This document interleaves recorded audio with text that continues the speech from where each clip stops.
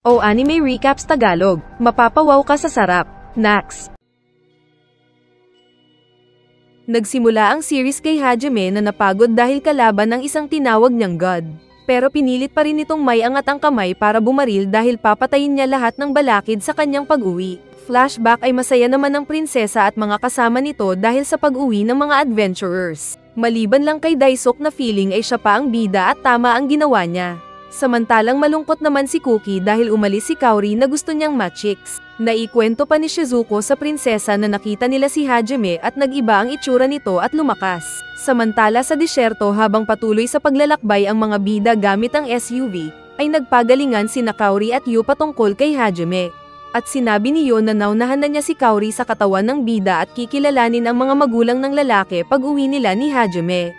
Ipinatong ni Tio ang dalawang papaya sa ulo ni Hajime at tinuro ang maraming dessert worm sa harapan. Parang nahihirapan daw ang mga ito sa pag-decide kung kakainin nila ang nasa harap o hindi. Saka bigla silang inatake ng mga uod kaya napilitan ang bida na pasayawin ang sasakyan. Dahil dito ay kunwari hinaharangan ni Kaori si Hajime pero nanguhuli ng ibon. Kaya siya tinali sa likod. Dahil patuloy ang paghabol ng mga uod ay ginamit ng bida ang baril mula sa sasakyan at pinatay ang mga uod. Napansin sila ng mas maraming uod na sinubukan ding umatake. Kaya pinagraratrat nila ito gamit ang front machine gun ng SUV. Narating nila ang tinitignan ng mga uod kanina at nalaman nilang hindi ito artista, kundi ay isang bagsak na tao. Nilapitan nila ito at tinignan ni Kaori. Nalaman niyang may sakit daw itong mana overload. Sinubukan ng babae na mahil ito pero hindi tumalab ang simple spell niya. Kaya gumamit siya ng ibang paraan gamit ang singsing na binigay sa kanya ni Hajime. Naligtas panandalian ang lalaki pero kapag naipon ulit ang mana nito ay magkakasakit muli. Nagtanong siya ng pwedeng paraan kina Tio at Yu pero walang tugon ang mga ito. Nagising ang lalaki na inakalang goddess si Kaori. Pero inapakan siya ni Hajime at sinabing buhay pa siya. Sumakay sila sa sasakyan at nagulat ang lalaki nang may malamig silang tubig. Saka din nagpakilala ang lalaki na anak ng isang duke. Nagkwento din ito na nagsimula ang virus sa bayan nila dahil sa pagkakapulot ng inuman nila ng tubig. At may antidote naman silang alam na nasa isang aktibong bulkan pero wala silang malakas na adventurer na mapapunta doon. Kaya siya lumabas para maghanap ng tulong pero bumagsak din sa daan. At napagtanto ng lalaki na hulog ng langit sa kanya ang mga bida at humingi ng tulong. Kaya napilitan si Hajime na pumayag na lang. Nagpunta sila ng bayan ni Baiz at nakausap ang tatay nito. Agad din na gumawa ng pool si Yu.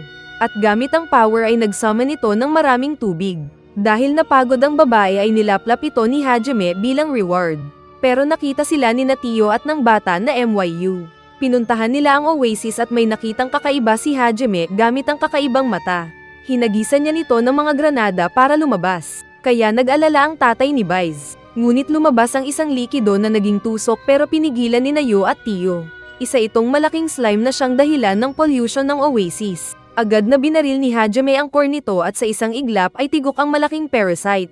Nakita ng mga tao na may pollution pa rin, pero sinabi ni Tio na dahil malakas naman ang source ng oasis ay mabilis lang itong babalik sa dati. Ipinakilala ng duke sina Hajime na tagapagligtas nila. Kailangan nilang magpunta ng bulkan para kunin ang antidote na bato. At sinabi ni Kaori na may iwan siya kasama ni MYU pero hihintayin ang bida. Ipinabisto ni MYU na nilaplap ni Hajime na underage si Yu na 300 years old kaya nagalit si Kaori na nainggit. Muli silang sumakay ng SUV at sa daan ay pumatay pa ng mga uod. At pag-abot nila sa bulkan ay agad silang pumasok para hanapin ang bato na pakay. Nagpatuloy sila sa pagpasok ng kuweba na puno ng lava. At may umatake sa kanila ng apoy na agad sinangga ni Yu. Isa itong baka na gawa sa lava at babarilin sana ni Hajime pero sinabi ni Shay na siya ang bahala. Ginamit ni Shay ang bago nitong advanced weapon na maso at nawasak ang halimaw. Dahil sa init ng dinadaanan nila ay nanghihina ang mga babae. Gamit ang earth skill ay gumawa ng kuweba ang bida kung saan sila nagpahinga. Saka din naglabas ng yelo si Yu kaya na-refresh sila. At sa loob ay nakita ng bida ang nagpapawis na melon ng 3 chicks at ang feeling ay yung isa kang lasenggo na nakakita ng nagpapawis na bote ng Red Horse. Nagpatuloy sila sa pagbangka sa mainit na lava. Pero naging alerto nang maabot ang isang talon na gawa sa lava. Saka din ligtas na bumagsak dahil sa anti-gravity na power ni Yu. Nakita nila ang inaakala nilang base ng nagbabantay sa labyrinth na iyon, at nag-uusap sila na posibleng naroon ang nagbabantay na halimaw, nang biglang umulan ng bowl ang apoy. Napilitan silang umalis ng bangka na nasira at pamatong sa mga bato doon. May umatake na ahas na lava kay Hajime na binaril ng bida saka din umilag. Marami pang lumabas na siguradong masusunog ang kakagatin ng mga ito. Hinuha ni na Hajime at Yo na posibleng may mga core stone ang mga ito na nagbibigay buhay sa kanila. Binaril ni Hajime ang ahas na lava at sinira ang core stone, na tinularan din ng mga kasamang chicks, na kanya-kanyang sira ng core stone ng mga ahas. Naubos nila ang first batch pero mas marami ang lumabas kaya nagtaka ang mga bida. Pero tinuro ni Shay ang mga kristal sa gusaling naroon na nabawasan. Binaril ni Hajime ang isa pang ahas at nakita nilang nasira ang isang crystal. Kaya napagtanto nilang ipagpatuloy lang ang pagpatay sa mga ahas na lava. Nagunahan pa ang mga babae sa pagpatay ng ahas na lava kapalit daw ng reward na ibibigay ni Hajime. Kaya mas lumakas pang lalo si Yo na nagkuryente pa. At sabay-sabay pa nilang pinagpapatay ang natitira na lava snake. Kaso ay biglang napatamaan si Hajime ng malakas na laser beam mula sa itaas. Napasigaw si Yo sa pag-aalala sa bida. At nang mahulog ito na walang malay ay agad din niya itong sinalo at dinala sa malaking bato. Saka agad na pinainom ng healing water na dala. Sinigawan siya ni Tio na may umatake sa itaas. Kaya gumawa ng shield si Yo na tinulungan ni Tio. Tutulong sana si Shay pero sinabi ni Tio na delikado at manatili lang ito. Nagsalita ang demonyong nagkataon na pumunta din ng bulkan na iyon para makakuha ng ancient wisdom. Nagtanong ito kung sino ang mga bida. Pero sinabi ni Hajime na tulad ng ibang demonyo ay bastos din lang ito. Nagpakilala ang kalaban na si Fried na isang god. Pero alam daw ni Hajime na naka-access lang ito ng ancient wisdom ay tinawag na ang sarili na god. Sinabi ni Fried na papatayin si Hajime dahil balakid sa balak nito. Subalit sinabi ng bida na siya ang may linya noon at agad na pinagbabaril si Fried. Pero may shield itong malakas na kahit ang kanya ni Hajime ay hindi tumalab. Nag-teleport si Fried sa likod ni Hajime at muling binugahan ng laser ng White Dragon nito. Kaya nahirapan ang bida na tunog na tatae kahit nagtago sa kalasag. Naisip ni Tio na kahit malakas ay tao pa rin si Hajime. At kaunting pagkakamali lang ay pwede itong matigok. Nakagawa ng paraan si Hajime para makaalis sa pagkakaipit ng laser beam ng kalaban. Saka inilabas ang mga malalaki nitong cross na ginawang panangga habang nilalapitan ang kalaban. Naistorbo si Fried nang binundol ni Tio ang dragon niya. At nagulat dahil nakakita ng Black Dragon na inakala nilang naubos na. Nagpalakasan sila ng pagbuga ng power sa White Dragon ni Fried. Saka nag-iisip ng masamang balak si Fried kaso ay bigla siyang binaril ni Hajime gamit ng rifle nito kaya nasaktan. Saka pasinugutan ni Hajime gamit ng kakaibang espada, at sinipa palayo at papatayin sana kung hindi lang niligtas ng isa pang dragon. Nawalan na ng lakas si Hajime na nahulog pero iniligtas din ng Black Dragon nito. Dahil nasubukan ng galing ng bida ay naisip ni Fried na katakot-takot ang kaharap nito. Lalo na at may mga chicks itong malalakas din. Sinabi ni Hajime na hindi pa siya tapos. At ramdam daw ni Fried ang walang tigil na intent to kill ni Hajime sa kanya. Sinabi ni Fried na mapipilitan siyang gumamit ng madayang teknik. Nagkalindol at tumataas bigla ang lava. Dahil pinakialaman ni Fried ang chamber sa ilalim ng bulkan na kinokontrol nito ang pagtaas ng lava. Saka binuksan ng kisame at lumipad palayo kasama ng mga dragon. Dahil dito ay inutusan ni Hajime si Tio na lumipad palabas ng bulkan. Ibinigay niya ang singsing kay Tio at sinabing sabihin ang message na ipapadala kay Kaori. Dahil siya lang ang may kakayahan na lumipad sa kanilang lahat. Habang lumilipad paitaas si Tio ay pinapatamaan siya ng laser ng mga alaga ni Fried. Kaya sinuportahan siya ng absorbing shield ni Yu. At dahil masuchas si Tio ay mas lumalakas daw siya kapag nasasaktan. Gamit ang singsing ay ginamit niya ang mga cross para pigilan ang pagsara ng bakana. At mabilis na lumipad paitaas lagpas ni na Fried. Binalak ni Fried na tapusin si Tio, pero biglang sumabog ang mga cross na nakapalibot na pala sa kanila.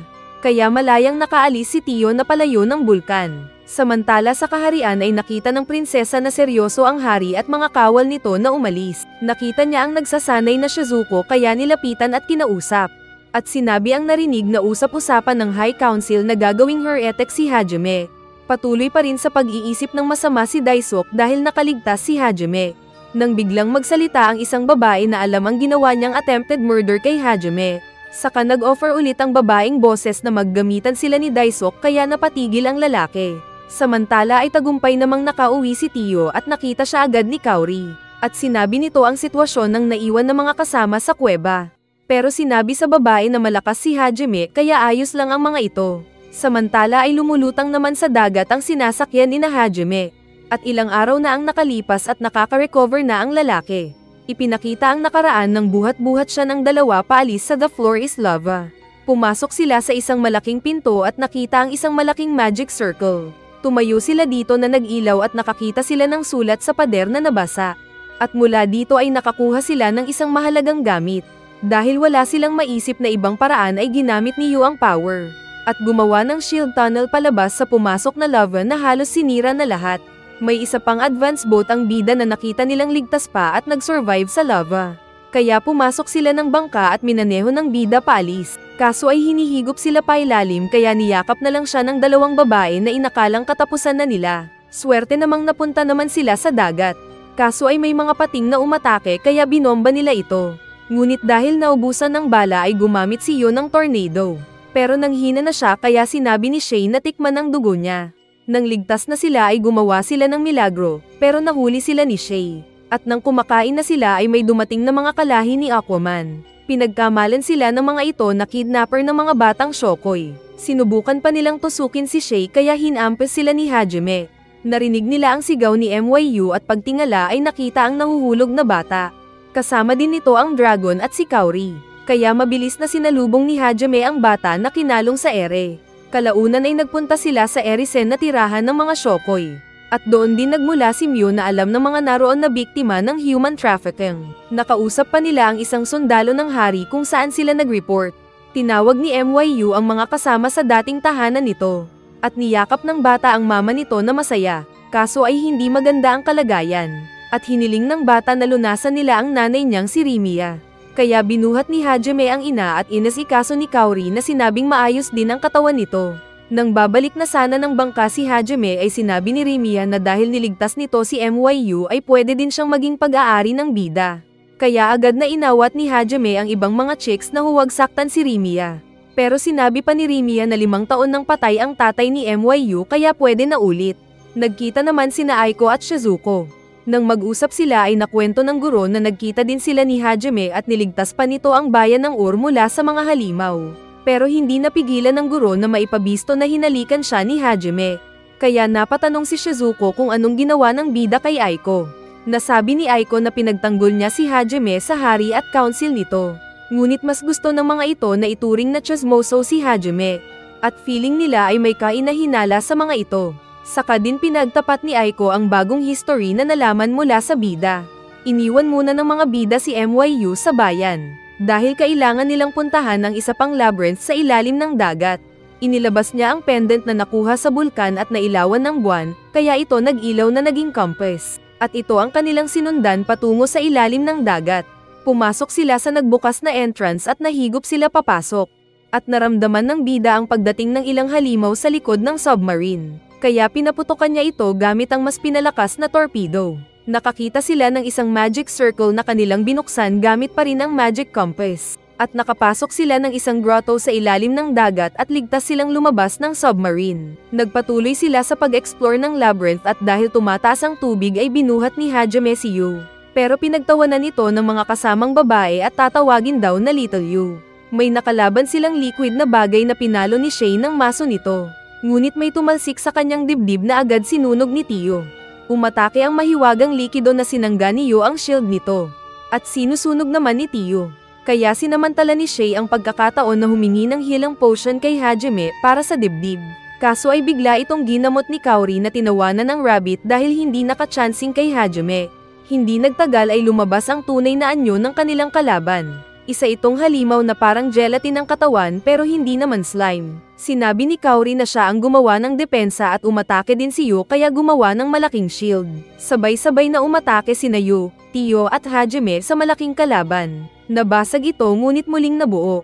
Kaya nasabi ng bida na posibleng nasa tiyan sila ng isang malaking halimaw dahil gamit ang crystal eye niya ay kalaban lahat ng lugar na iyon. Naglabas siya ng flamethrower at sinunog ang nasa paligid. Tumutulong din ang apoy ni Tio. Kaso ay muli lang napapalitan ng nagkalat na tamod sa kuweba. May nakita silang whirlpool kung saan pwedeng dumaan kaya sinabi ni Hajime sa mga kasama na umalis muna sila saka din babalik. Binutis niya ang lupa kaya naanod silang lahat palabas. Kaso ay nalulunod at pinakamahina si Kaori na agad tinulungan ni Hajime. Nakarating sila sa isang isla at nagtanong ang babae kung bakit siya ang tinulungan niya. Kaya sinabi ni Hajime na mas malakas sina Tio at Yu at pinayagan siya ni Yu na tulungan si Kaori. Nagmaktol pa si Kaori dahil malapit si Hajime kay Yu kaya pinisil niya ang pisngi nito. Kalaunan pa ay nakarating sila ng madilim na bahagi at nakarinig sila ng nagsisigawan. At nakita nila ang naglalaban na mga barko ng mga pirata. May nagtapon ng mga apoy na sinubukang barilin ng bida pero tumagos ang bala. Kaya si Kaori ang gumawa ng shield. Pero napagtanto ni Hajime na kailangan niyang gumamit ng bala na may magic at nagawang mapigil ang apoy. May nakita silang bumagsak na lalaki na sinubukang mahil ni Kaori. Pero naging alikabok ito. Naisip ng babae na nakapatay siya ng tao pero pinaliwanag ni Hajime na tulad lang nito ang computer game. Kaya daw naintindihan ni Kaori na muling naging ayos. Dumating ang maraming mga pirata na sinabing papatayin sila para sa kanilang Diyos. Kaya binaril ni Hajime ang isa at agad silang tumalon pataas. Saka din sila agad na tumakas. Nakita ni Kaori ang kasuklam-suklam na paligid kaya ito nasusuka. Nahiga at humingi ng patawad. Nasabi ng bida na alam niya ang feeling dahil muntik din siyang mabaliw sa dungeon noon. Pero mabuti na lang at naroon si Yu. Sinabi ni Kaori na mahirap kakompetensya si Yu. Kaya ipinaliwanag ni Hajime na mahal niya ito at hindi na maghahanap pa ng iba. Sinabi din ng bida na ayaw niya noong una na sinusundan sila ni Shay. Pero dahil matigas ito at palaban kahit nasasaktan ay naging asset niya. At ganun din dapat si Kaori para hindi maging sagabal lang kay Hajime. Dahil kapag hindi ito magagawa ng babae ay mas mabuti pang umalis na lang ito. Habang naglalakad si Aiko para sabihin sa iba pa ang nalalaman ay sinalubong siya ng isang madre. Sinuntok sa tiyan kaya nahilo ang guro. Pero hindi nila alam na narinig pala ito ng prinsesa. Balik kina Hajime ay nakarating sila sa isang barko. Pero biglang nagbago ang aura ng paligid kaya pinaghanda ni Hajime si Kaori. Bigla silang nasa isang party na magkasama ang mga tao at mga halimaw. Nag-announce ang isang lalaki na host. Maganda noong una ang sinasabi nito. Pero bigla nitong sinabi na ayaw nitong makisalamuha sa mga pangit na demon at halimaw. Saka in-order ang pagkamatay ng isang pangit. Saka lumabas pa ang mga sundalo nito na pinagkakatay ang mga kawawang beastmen. Muling nadoduwal si Kaori na ay nalalayan ni Hajime. Pero napansin niya ang isang elf na tinignan sila. At kalaunan ay bigla ding nawala ang mga tao doon at naisip ng dalawa na isa itong history lesson. Habang naglalakad ay napapatanong pa rin sila dahil nirerespeto naman ng mga tao ang host. Pero mayroon pala itong galit sa mga beastmen. Nakarating sila ng isa pang bahagi ng labyrinth kung saan may nagpatama ng mga palaso. At nang lumakas ang hangin ay naitulak ang babae sa isang madilim na bahagi. Lumabas ang ilang mga knights na umatake pero pinagbabaril ito ni Hajime. Agad niyang hinanap si Kaori na lumabas sa isang sulok. Masaya ang bida na ligtas ito. Pero lumapit bigla ang babae na sinubukan siyang halikan. Kaya tinutukan niya ito ng baril. Saka din binaril. Alam ni Hajime na isang spirit parasite ang pumasok sa babae na gustong kunin ang katawan ni Kaori. Kaya pinagbabaril pa ito ni Hajime. Sinabi ng babae na mamamatay din si Kaori sa ginagawa niya. Pero sinabi ni Hajime na ayos pa rin ang kaluluwa ni Kaori kahit ganun ang mangyari. Pinagbantaan niya ang parasite na tutorturein ito hanggang mahirapan ng husto sabay labas ng killer intent. Kaya natakot ang parasite na umalis. Pinagmasdan ni Hajime ang mukha ni Kaori ng malapitan. At pagbukas ng mata ng babae na makita siya, ay hinalikan ang lalaki. At sinabi nitong mahal niya ang lalaki at hindi aalis sa tabi nito kahit anong mangyari. Kahit pa daw karibal niya si Yu. Wala na daw magagawa si Hajime na binuhat si Kaori hanggang makalabas sila doon at makarating ng isang magic circle. Saka din lumabas sina Yu at ng dalawa pa na binati nila. Pero nagreklamo ang mga ito nang makitang buhat ni Hajime si Kaori. Inactivate nila ang magic circle kaya lumabas ang isang hologram na sirena at may sinabi sa kanila. May lumabas din na bagay na agad nilang kinuha. Kaso ay nagsimula ding masira ang kinalalagyan nila. Saka pa muling dumating yung kinalaban nila kanina na malagkit na halimaw. Gumawa ng shield si Yu saka naisip nilang nasa mas panganib sila dahil hindi sila makakagawa ng apoy sa ilalim ng tubig. May inilabas na kristal ang bida na tanging magagamit nila para makagawa ng apoy sa ilalim ng dagat. Pero kailangan niya ng dagdag oras para magawa ito. Biglang inatake ng mga isda ang kalaban na naistorbo. Saka din lumabas ang mukhang isda na si Riman. Lumalangoy daw ito nang maramdaman ang pamilyar na aura ni Hajime kaya dumating at tumulong. Natapos ni Hajime ang ginawang armas at ipinatama sa katawan ng malagkit na halimaw. Saka din ito sumabog at natalo ang kalaban. Samantala ay nag-aalala naman sina Shizuko dahil nawawala si Aiko. At sinabi nito ito kay Meld na dumating. Nasa isang kulungan pala si Aiko na binabantayan ng madre na corrupt. Sa pagtagal ng araw na pamamalagi nila sa tahanan ni na MYU ay naisip ng bida na matagal na sila doon. Pero hindi niya masabi-sabi na aalis dahil iniisip niyang masasaktan si MYU. Saka naalala pa nito ang sabi ni Aiko na kailangan niya ding isipin ng iba. Habang busy ang iba sa paliligo ay nilapitan ni Rimia ang bida at nagpasalamat dahil sa pag-aalaga ng bida sa anak nito. Ngunit sinabi ng babae na kailangan ding gawin ni Hajime ang mga dapat nitong gawin. At ipinaliwanag na maiintindihan ito ng bata dahil lumalaki na rin ito. Nang nasa bahay na ay naiiyak si MYU dahil sa pagpapalam ni Hajime. Pero naintindihan ito ng bata na sinabing hahanapin si Hajime. Sinabi ni Hajime na pag naayos na niya ang lahat ay babalikan din ito at ipapasyal sa sariling mundo. Kinabukasan bago umalis ang bida ay binigyan muna sila ni MYU ng shell na remembrance. Kaya malungkot si Hajime at ng iba pa. Kasama si MYU na sinabing mag-ingat sila sa paglalakbay. Samantala sa kaharian ay lihim na nag-iikot ang prinsesa at nakita nito na maraming mga sundalo ang nagkalat. Sa isip niya ay wala daw siyang mapagkakatiwalaan maging ang ama na nag-iba ang ugali. Patuloy pa ring nakakulong si Aiko na iniwan ng madre na sinabing ito ang gusto ng god nila. Sa kaharian ng mga demonyo naman ay naghanda ang mga halimaw ni Fried dahil aatake sila sa mga tao. Nag-iisip si Meld nang dumating si Jose na inutusan nitong magmanman ng lihim. Alam ni Meld na may kapangyarihan na nakakaapekto sa pag-iisip ng marami nilang sundalo. At inutusan ng tao nito na mag-ingat.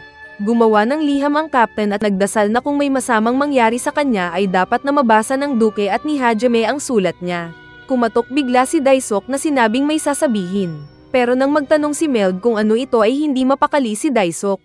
Saka din may kumatok pa na nagpakilalang si Jose. Binuksan nga ni Meld ang pinto pero agad siyang inatake ng espada ni Jose. Nakailag na umatras si Meld at nakitang wala na sa sarili si Jose. Nakita ni Jose ang natatakot na Daisuk na binalak saktan. Kaya hinawakan ng captain si Jose at pinatakbo si Daisuk. Ngunit sinaksak siyang bigla ni Daisuk mula sa likod na nakangisi ng manyak. Pero hindi napuruhan ng captain kaya nagawa pang makaspel at naitapon ang mga kalaban. Pero may dumating pang mga sundalo na binantayan si Daisuk. Ngunit madali lang natatalo ni Meld ang dalawang sundalo at nasaktan si Daisuk. Ngunit nakikialam pa rin sina Jose at ng dalawang knight na madali lang tinalo ni Meld gamit ang espada. Saka tinapon din si Jose. Ngunit muling tumayo ang mga sundalo na sinabi ni Daisuk na kahit mapatay ay muling babangon. Tumalon si Meld sa bintana at magpapalabas sana ng spell. Pero natigil siyang bigla at nagtaka. Saka nakita ang isang malakas na nilalang na lumulutang sa himpapawid. Kaya naisip nitong bahala na si Hajime at talunin ang malakas na kalaban. Habang nagmamaneho ay may nakita ang mga bida na inaatake ng mga bandido. Nakita ni Kaori ang shield na gawa ng isang babae kaya sinabi kay Hajime na tulungan nila. At mabilis nang ang pagmaneho ni Hajime patungo sa kinaroroonan ng hold-upon, saka din pinagbabaril ang mga tulisan ng walang awa. Lumabas si Kaori na mabilis ding ginamot ang mga nasugatan sa caravan. Saka siya nilapitan ni Liliana na nakasibilyan. Kaya masaya si Kaori na makita ang prinsesa at nagtanong kung bakit naroon. Binati din agad ni Liliana si Hajime. Pero nagtanong ang bida kung sino ang kaharap kaya nasaktan ng prinsesa na napaiyak. Nagtanong si Hajime kung bakit nasa labas ang prinsesa na inaatake ng mga tulisan. Kaya sinabi nitong nakidnap si Aiko.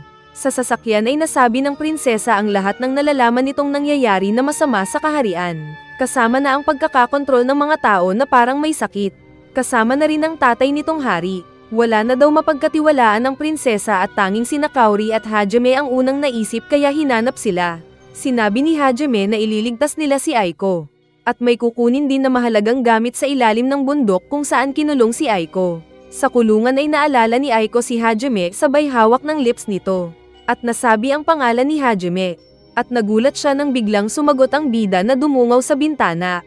Tinanggal ng bida ang trap na naroon at pumasok sa kulungan. Saka din pinalaya si Aiko. Sinabi nito ang nangyayari sa kaharian kasama na ang paglabas ng prinsesa para humingi ng tulong. Hinawakan ni Aiko ang kamay ni Hajime at formal na nagpasalamat sa pagliligtas sa kanya maging sa bayan ng Ur na kinailangan pang patayin ang kaklase nito. Aalis na sana sila nang maramdaman ng bida na inaatake ng mga demon ang kaharian. Hindi daw nila inaasahan ito kaya inutusan ng guro na puntahan ng iba pang mga adventurers para lumikas sila. Pero biglang may umatake sa kanilang kinaroroonan pero nag-teleport sa ere si Hajime hawak si Aiko. At nakita nilang nasira ng lubusan yung tower. Saka din nagsalita si Noint na yung pumatay kay Meld, na sinabing trabaho nito na patayin ng irregular na tulad ni Hajime.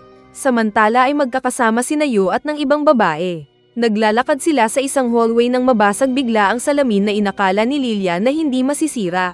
Tumawag si Tio na binalita ang paparating nga army ng mga demonyo na pinangungunahan ni Fried. Kaya agad na nagpaalam sina Yu at Shay kina Kaori at Liliana para puntahan ang Demon Army. Pinuntahan nila si Tio at nag-usap saglit tungkol sa prinsesa. Maya-maya ay tinawag ni Hajime si Tio para kunin si Aiko at umalis agad ang dragon. Sa labas ng kaharian ay umaatake ang mga pangit na sinisira ang pader. At isang malakas na laser beam ang sumire sa kinaroroonan ni Shay at Yu. Nagsalita si Fried na papatayin daw sila. At muling umatake ng laser beam ang white dragon nito. Pero ginamitan siya ni Yu ng portal at ibinalik ang laser beam nito. Dumating ang mga kasama ni Fried at sinabing siya ang lalaban kay Yu at bahala naman ang mga tao kay Shay. Kaya nilabanan ng mga nakasakay sa malaking eagle si Shay. Samantalang inatake naman ni Fried si Yu na umilag-ilag lang. Naghiwalay ang mga naglalaban at nakilala ni Shay si Mikhail na fiancé ng pinatay nilang demon sa kuweba. Ipaghihiganti daw nito ang lover, pero sinabi ni Shay na kasalanan ng lover niya kaya ito namatay.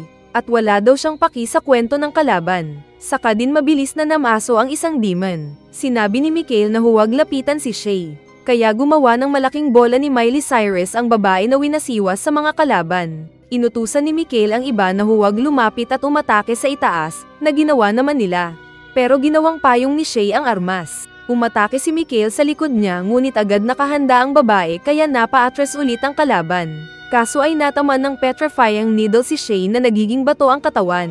Subalit ginamit ni Shay ang recovery spell nito na tinanggal ang pagiging bato. Gumamit ng electric power si Mikhail na madali lang iniwas-iwasan ni Shay. Kaya natakot ang kalaban na frustrated. Pero nahuli na siya ni Shay gamit ng kadena. Saka din pinalo ng malakas ng maso at bumagsak ang kawawang Mikhail. At namatay ang mahinang kalaban sa harapan ni Shay. Sa himpapawid ay patuloy naman ang laban ni Yu at Fried. Nagbuga ng beam ang mga dragon kaya gumawa ng black orb si Yu na kinain ang mga power. Galit na gumawa ng energy dragon si Yu, pero kinain ito ng alagang pagong ni Fried, saka din ibinalik kay Yu na umiwas. Alam na daw ito ni Fried kaya naghanda ng backup. Pero gumawa ng mas maraming malalakas na energy dragon si Yu na kinagulat ni Fried. Saka pinatay ng babae ang pagong, at maraming mga halimaw ni Fried na nasa lupa. Nagcast ng spell si Fried na tinawag niyang Void at sumabog ng malakas sa kinaroroonan ni Yu na tulad ng isang nuclear weapon. At naramdaman ng babae ang destruction ng lakas ng pagsabog. Saka din biglang tinusok ng white dragon ni Fried ang nabiglang Yu sa ere kaya nagdugo ang babae. Akala ni Fried kung panalo na siya pero napangiti lang si Yu na ibinalik ang sugat kay Fried. Kaya muling nasugat ang katawan ni Fried na nagtanong kung hindi ba niya kayang manalo. Muling binalak ni Fried na tumakas kaya nagtawag ng kamikaze na dragon. Pero hinaranggan ito ni Yu ng barrier at nagsipag-untog sila. Dahil dito ay nakagawa ng portal ang kalaban na nakatakas. Saka din agad nilapitan ni Shay si Yu na naiinis dahil nakatakas ang kalaban. Samantala ay naging tusok ang mga balahibo ni Noint na inulan si Hajime na umilag. Hawak nito ang walang silbing Aiko. Umatake si Noint na binaril ng bida pero may panangga itong espada. Ginamit din ni Hajime ang mga malalaki nitong cross weapon na binaril ang napa-atras na Noint. Sinabi kasi ni Hajime na wala siyang paki sa god na pinagsisilbihan ni Noint. Kaya nainis ang kalaban na umatake ng malakas na apoy. Akala nito kung wala nang magawa si Hajime pero nagtago sila sa tatsulok nitong shield. Bagong concept ito ni Hajime na prototype shield. May narinig silang awit na naging dahilan kaya nawala ang magic shield ng dalawa. Sinabi ni Hajime na mas maganda sana kung tulungan ng kalaban ang mga tao sa baba dahil nasisira ang kaharian. Pero wala daw paki si Noint kung iyon ang mangyayari. Dagdag pa ng bida na kung naiinis ang god ni Noint sa kanya ay ibalik na lang siya sa dati niyang mundo.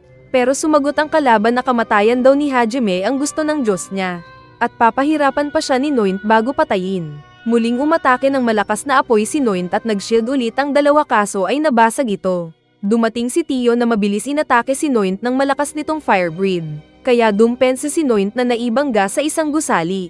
Nagbatian lang sila at agad na sumakay si Aiko sa dragon saka din sila umalis. Sinabi ni Tio kay Aiko na dadalhin sa isang ligtas na lugar, pero pinaliwanag nitong may magagawa din siya para makatulong sa dragon. At naglagay ng magic circle sa kamay gamit ang dugo. Saka din sila agad patungo sa battleground. Muling nagpalabas ng malakas na apoy si Noint na inilagan ni Hajime. Nagpaputok si Hajime ng malakas nitong baril pero may sariling shield si Noint. Ginamit pa ng bida ang mga artillery cross nito pero pinasabog lang ito ng malakas na Noint. Nag-teleport si Noint sa likod ni Hajime at isang kisap mata na inislice ang baril ng bida. Kaya ito sumabog. Pero dahil buhay pa si Hajime ay tahimik lang na pinagpatuloy ng babaeng kalapati ang paghiwa sa dumedepensa na bida. Naramdaman ni Hajime na hindi nababawasan ang lakas ni Noint, samantalang hindi na siya tatagal pa. Umatake si Noint at sinangga ng lalaki ang bakal na kamay. Saka tinulak si Noint na sinugat siya. Pero nakagawa ng close-range artillery ang bida at binaril si Noint na napaubo. Naglabas ng ring portal si Hajime na tinapon kay Noint na inakalang mahina na ang bida. Pero gumamit pa ng dagdag portal ang lalaki na pinagbabaril sa tagiliran ang taong ibon. Kaya nabasag ang dalawang malaking espada ni Noint. Saka din natalian agad ang babae ng mahiwagang laso at nagtaka ito kung anong nangyari. Saka din inilabas ni Hajime ang malaking bar-ina nito at tinutok ng malapitan sa harapan ng kalaban. At dahil sa lakas ng impact ay natanggal ang isang pakpak ni Noint at saka din nahulog sa lupa. May nakitang pagsabog ang bida sa bundok na agad pinuntahan. At nakita sina Tio at Aiko na dahilan pala ng pagsabog. May kakayahan gumamit ng methane si Aiko kaya sumabog ang buong simbahan na nais lang sana nilang sirain ang protective shield nito. Naiyak siya dahil inakalang napatay niya ang mga tao sa loob ng simbahan. Para ma-comfort ay niyakap ni Hajime ang guro at tumigil nga ito. May tinuro si Tio na hindi daw pangkaraniwan at nakita nga nila ang kalbo na pari. Hindi ito nagsalita pero tinuro ang isang magic circle kung saan nagpunta ang tatlo at napagtanto ni Hajime na isang liberator ang pari. Pumasok sila ng isang kwar kung saan nakalagay ang ancient item na naitago sa bundok na iyon. At may sinabing mga requirements na natapos na rin ng bida kaya nagpakita ang multo ng kalbo sa kanila. At kinuha din ang bagay na nakalagay sa isang libro. Sa Royal Capital ilang oras bago ang pag-atake ay nagising bigla si Shizuko na may narinig na ingay. Kaya kinuha nito ang espada at naghahanap ng kalaban sa hallway nang makita siya ng iba pang mga adventurers. Ginising nila si Nakuki at ng iba pang mga lalaki. Dumating si Mia na parang wala sa sarili pero sinabing may dumating na mga demonyo at inaatake sila. At aabot daw ng mahigit 100,000 ang mga kalaban. Dahil dito ay pinuntahan nila sina Daisok at Jose kasama ng mga kawal na hindi nagsasalita. Nakaramdam ng panganib si Shizuko kaya sinabihan ng mga kasama na huwag mag-relax. Nag-speech si Jose sa harap ng mga sundalo, pero tahimik lang ang mga ito na walang kaingay-ingay. May itinaas na bagay si Jose na biglang nagliwanag. Kaya nasilaw ang mga heroes maliban lang kay Shizuko na agad nakasangga. Pero narinig niya ang sigawan ng mga kasamang napasigaw sa sakit dahil inatake sila ng mga kawal. At pagkatapos lang ng ilang sandali ay bagsak lahat ng mga ito sa lupa. Napatawa ang isang misteryosong kalaban na nakita ni Shizuko. Tapos lumapit ang katulong na kunwari humingi ng tulong na niyakap ni Shizuko. Pero sinaksak pala nito ang likod ng babaeng samurai kaya bumagsak din ito sa lupa. At ipinakita ang kalaban na kasama din nilang student na si Eri. Unang nilapitan ni Eri si Cookie na nilagyan ng collar at saka nilaplap ang lips nito. Si Cookie lang pala ang gusto nito kaya ginawa ang lahat ng iyon. Sinabi ni Shizuko na pwede naman siyang mag-confess na lang. Pero sumagot si Eri na isa kasing sikat na hero si Cookie kaya alam niyang hindi siya papansinin at mas makikita nito ang iba. Kaya pinaghandaan niyang tanggalin muna ang mga balakid para makuha ang gusto. Nagtanong si Shizuko kung anong nangyari sa mga taong parang wala sa sarili. At ipinaliwanag ni Eri na ginamitan niya ito ng necromancy spell. Mga patay na daw ito at hindi naman sila masasayang dahil gagamitin ng babae ang katawan nila. Sinabi pa nito kay Cookie na kung may kukulong na nito ang kaluluwa ng lalaki ay siya na lang ang titignan ng hero at wala ng iba pa. Sinabi ni Suzo na hindi daw naniniwalang papatay si Eri. Kaya nilapitan niya ang isa nilang kaklase at sinaksak ito gamit ng isang kawal. Saka din ginawa itong puppet gamit ang necromancy. Pinagbalingan ni Eri si Shizuko na sinabing papatayin rin. At sasaksakin na sana itong espada nang mag-cast ng shield spell si Kaori. Kaya natamba si Eri at naitali din ang katulong. Nakita ni Eri si Kaori kaya nagalit at mabilis na inutusan ang mga puppet na umatake. May lumabas na sundalo sa likod ni Kaori at Liliana. Pero agad itong pinatay ni Daisok. Saka din lumapit sa prinsesa pero naloko sila dahil sinuntok ni Daisok si Liliana. Saka din hinawakan ang leeg ni Kaori. Dahil inggit si Daisok na si Hajime ang gusto ni Kaori ay sinaksak niya ito sa dibdib. Kaya nagalit si Shizuko at Cookie. Hindi sumuko si Kaori na nagusal pa ng spell at nakapag-heal sa mga kasamang naroon. Saka din pinipilit tanggalin ang espadang nakabaon sa katawan. Pero muli itong ibinaon ni Daisok sa dibdib niya. Kaya nanghina ang kamay ni Kaori. Dahil dito ay galit na tumayo ang nakalaya sa pagkakabilanggo na Cookie, at sinabing para sa kanya ay patay na si Eri sabay tawag ng lumipad nitong espada. Walang alinlangan nitong inatake ang mga lumapit na kawal gamit ang Knight's Attack. Mabilis din na gumalaw ang iba pa na nagtulungan para mapalaya ang mga kasama. Saka din sila umatake sa maraming mga Knights na naroon gamit ang mahinang kapangyarihan. Kaso ay mas marami ang mga Knights na pinaligiran sila. Matitigok sana si Suzu pero iniligtas ito ng maskulado at sinabing gumawa ng barrier para sa mga kasama. Nakikipaglaban si Shizuko na nais lapitan si Kaori. Pero mas malakas si Cookie na nilinis ang daan at inatake si Eri. Ngunit sinangga ni Meld ang pag-atake niya na control na rin ni Eri. Sinabi ni Meld na tulungan siya ni Cookie. Pero hindi siya magawang mapatay ni Cookie kaya si Meld ang pumalo sa napaatras na bakla. Nanghina si Cookie na nagmakaawa pero hindi daw siya papatayin agad ni Eri. Nilapitan ni Eri si Kaori para gawin ng puppet ito. At kasalukuyan siyang nagkakast ng spell nang biglang dumating ang late na bida. Nakita nito ang sitwasyon at ang nangyari kay Kaori. Kaya isang kisap mata na sinuntok niya si Daisuk at kinuha si Kaori. Binuhat niya ang babae na dinala kina Aiko at Tio na agad gumawa ng healing magic para bumalik si Kaori. Saka galit na nilalapitan ang nanlalanzi na Eri. Nagtago si Eri kay Meld saka gumamit ng kawal na sumaksak sa likod ni Hajime. Pero hindi nasugatan ng bida na binaril ang kawal. Ginamit ni Eri si Meld na umatake. Pero nag-two fingers lang ang bida laban sa malaking espada nito. Nakita ng bida ang mata ni Meld at sinabing tulungan siya. Kaya ginawa nga ito ni Hajime na binaril ang dating captain. Kaya nagulat ang mga adventurers dahil naging siga si Hajime. Naglabas ng malaking Gatling gun ang bida kaya mabilis damapa ang mga may utak. Saka pinagbabaril ni Hajime ang mga kawawang bangkay na naglalakad para hindi na sila magamit ng necromancer. Nilapitan ni Hajime si Eri at tinutukan ng baril. At sinabing walang pakialam sa babae. May nagtapon ng fireball na agad niyang binaril. Saka umatake si Daisuk pero mabilis lang niyang iniuntog sa lupa. Sinakal ni Hajime si Daisuk na inggit sa bida. Sinabi ni Daisuk na papatayin daw ang bida pero sinipa ni Hajime ang mukha niya at naitapon sa labas kung saan may mga monsters na ginawa siyang tae. Biglang dumating si Fried gamit ang portal na umatake pa ng beam pero napigilan din lang. Samantalang nagawa na daw ni Aiko at Tio na maibalik ang kaluluwa ni Kaori pero kailangan pa nila ng oras. Nagyabang si Fried na marami siyang mga halimaw na aabot ng milyon-milyon pang paparating kaya sumuko na lang ang bida. Kaya inilabas ni Hajime ang isa pa nitong armas na controller ng isang malakas na beam. At madali lang nitong sinunog ang maraming mga halimaw na parang naglaro ng apoy at maraming langgam. Binalaan ni Hajime si Fried na papatayin kung magiging hadlang pa rin sa kanya. Kaya sinabi ng demonyo na maghihiganti saka din kinuha si Eri at tumakas sila. Dumating din si Nayo at Shay na hinahanap ang kalaban. Pero inutusan ito ng bida na tulungan ang mga nasaktan. Nilapitan din ni Hajime si Shizuko at sinabing magpalakas dahil kailangan niya ito. Nalaman nila kalaunan na noong namatay si Katleya sa kuweba ay ginamit ni Eri ang necromancy para makipag-ugnayan sa mga kalaban. At siya rin ang nagplano na atakehin ng demon ang kaharian samantalang unti-unti niyang pinapatay ang mga sundalo doon. Sinabi niyo kay Hajime na magiging ayos lang si Kaori at inutusan na kausapin si Aiko. Lumapit nga ang bida kay Aiko at sinabing nais nitong ipagpatuloy ng guro na maging role model para sa kanila. At panatilihin ang humanity sa sarili para maipagpatuloy na maturuan si Hajime at pagbalik sa Japan ay utak tao pa rin ito. Pero pwede din siyang umiyak sa bisig ng bida. Kaya umiyak nga si Aiko at ginawang pamunas si Hajime.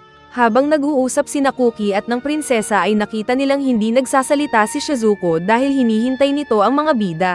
May nakita silang paparating mula sa itaas. At pagbagsak ng mga ito ay sila pala ang mga bida. Agad na hinanap ni Shizuko si Kaori pero hindi mapakali na sinabi ng lalaki na paparating na ito kaso ay nag-iba ang hitsura. Kaya mas nang ulit ang samurai. Saka pinakita ang nahuhulog ding Kaori na naging puti ang buhok na bumagsak sa harap nila. Nagulat ang mga adventurers dahil sa bagong itsura ni Kaori. Pero napaiyak si Shizuko na niyakap ang maayos at ligtas ng kaibigan. Kalaunan ay pinaliwanag nilang para maligtas si Kaori ay kinuha nila ang katawan ni Noint at inilagay doon ang kaluluwa ni Kaori. Kaya napagtanto ni Shizuko na gamit ang ancient magic ay may kakayahan na si Hajime na pakialaman ang kaluluwa ng isang tao. Pinaliwanag nilang pwede naman nilang ibalik sana si Kaori sa dating katawan nito. Ngunit pinili mismo ng babae na mapunta sa katawan ni Noint dahil gusto niyang maging malakas. At na-preserve nila ang dating katawan ni Kaori na pwede niyang balikan kahit anong oras. Pagkatapos ay nagreklamo si Cookie nang may kwento ni Hajime ang totoong history ng mundo na iyon. Sinabi pa nitong kailangan nilang magsama para malabanan ang corrupt na god ng mundong iyon. Pero hindi daw ganun ang balak ni Hajime dahil hindi siya makikipaglaban para sa mga tao na hindi naman kilala. Pero sinabi pa rin ni Cookie na walang silbi ang lakas niya kung hindi gagamitin sa kabutihan. Kaya nainis na lang ang bida na tumalikod. Habang kumakain ay nasabi ni Hajime sa mga kaklase na pupunta sila sa isa pang labyrinth. Narinig nito ni Liliana na sinabing nais sumabay dahil dadaanan naman nila ang Empire. Kailangan kasi niyang makausap ang Emperor patungkol sa mahalagang bagay. Kaya sinabi din ni Cookie na sasama dahil kailangan ni Liliana ng proteksyon. Sinabi nitong kapag malaman din nito ang ancient power sa mga labyrinth ay siya ang magliligtas ng mundo na iyon. Maging ang iba ay nais ding maging malakas para daw may pagtanggol ang sarili at ang mga mahal sa buhay. Ayaw sana ni Hajime. Pero nang maisip nito na kapag lalakas ang mga kaklase ay magandang bagay iyon. Kaya nasabi na lang ni Shay at yun na ang sama ng ugali ng bida. Nagtanong si Kaori kung bakit. At ipinaliwanag ng mga ito na balak gawing human shield at armas ni Hajime ang mga kaklase. Saka pinipilit sinusubuan ng mga chick si Hajime ng karne. Dahil dito ay hindi daw mapakali si Shizuko. Naging mapilit si Tio na gusto daw ng reward dahil sa mga ginawa para kay Hajime. At sinabing gusto nitong matusok sa puwet gaya ng ginawa dati ng bida sa kanya. At napahiya ang bida dahil narinig itong lahat ng mga naroon. Kaya tumayo nga si Hajime at inilabas ang malaking piraso ng metal, at pagbibigyan daw ang kahilingan ni Tio. Kaya natakot ang babaeng dragon dahil sa laki ng bakal ng bida. Kalaunan ng handa na silang lahat ay magkakasama ang grupo ni Hajime at ng mga excited nitong kaklase para sa kanilang paglalakbay. Sinabi naman ni Aiko at ng mga may iwan na bahala na sila sa Royal Capital. At natapos ang series.